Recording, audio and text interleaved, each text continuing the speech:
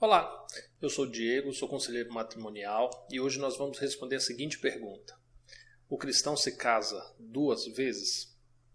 Seja bem-vindo, você está no Manual do Casamento.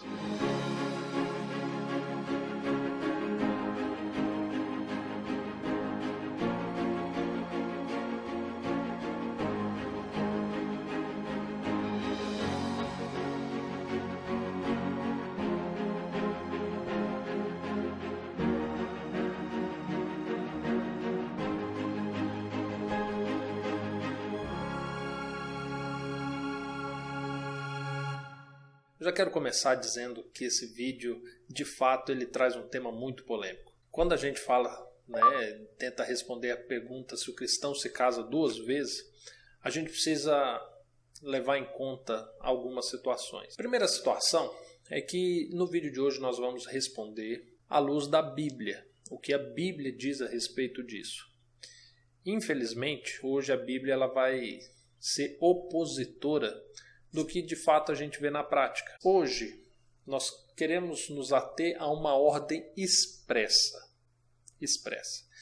Geralmente, quando você explica qualquer um desses versos ou desses contextos que eu mencionei para você, tem pessoas que ignoram tudo aquilo que você fala, todo o conceito bíblico, toda a linha teológica que a Bíblia traça, desde Gênesis a Apocalipse, e a pessoa pergunta bem assim, mas onde que diz que não se pode casar novamente? Onde que diz isso? Então hoje, nesse vídeo, nós vamos nos ater a responder essa pergunta, tá?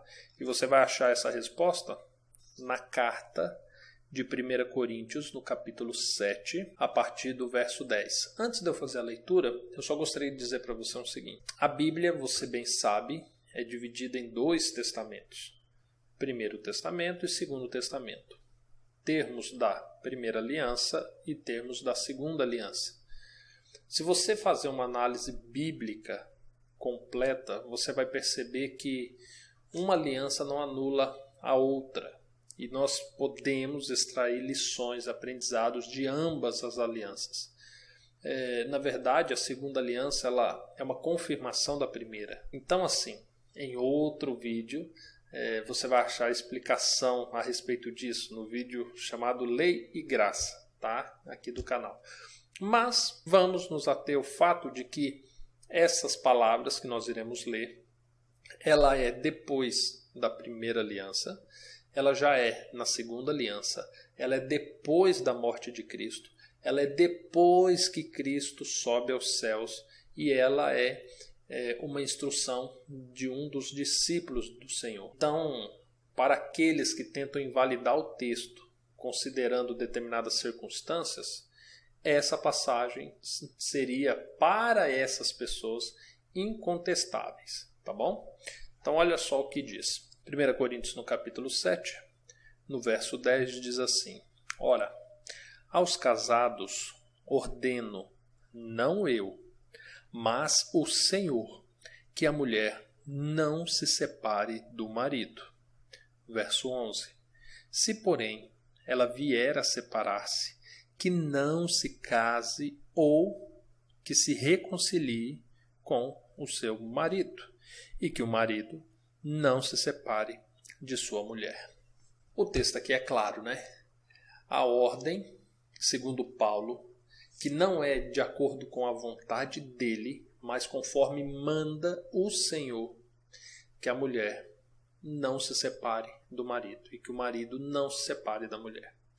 Mas, se nós considerarmos que veio a ocorrer a separação contrária à vontade da pessoa, o que a pessoa faz?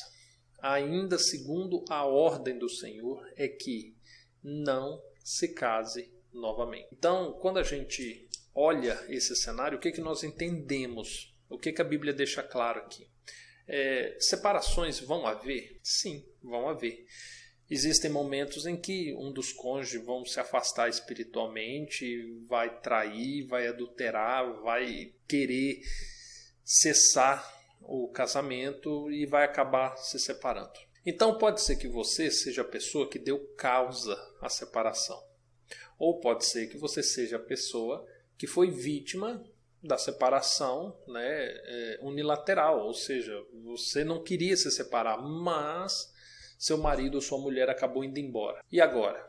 Você deverá ficar sozinho ou você está livre para casar-se de novo? Segundo a palavra do Senhor, não se case novamente.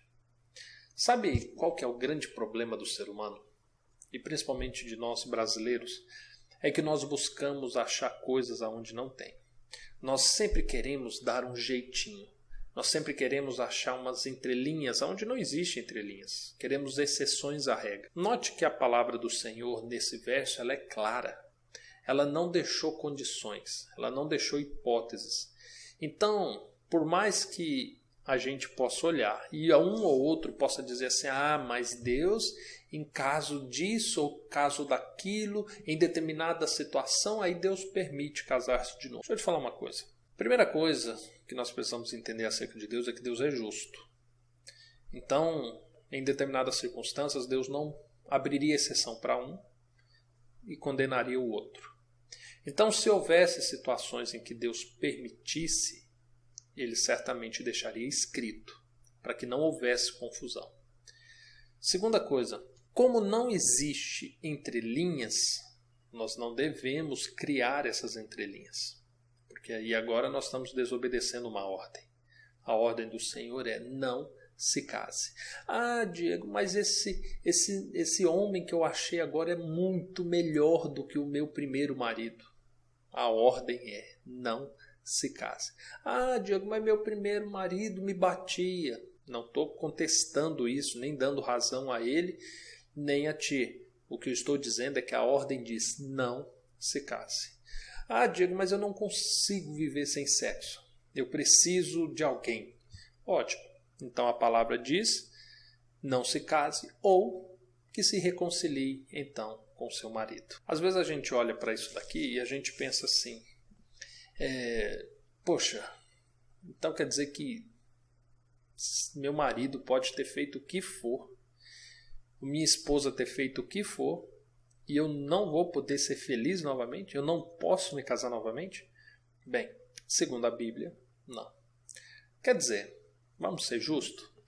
Aqui ainda em 1 Coríntios, no capítulo 7, agora quando você vai no verso 39, diz bem assim: a mulher está ligada enquanto vive o marido. Contudo, se falecer o marido, fica livre para casar com quem quiser, mas somente no Senhor. Ou seja, em caso de morte, a aliança feita com Deus entre você e o seu cônjuge estará agora cessada, rompida, cumprida, consumada. Então, em caso de morte, aí sim você está livre para se casar com quem quiser, desde que faça isso no Senhor.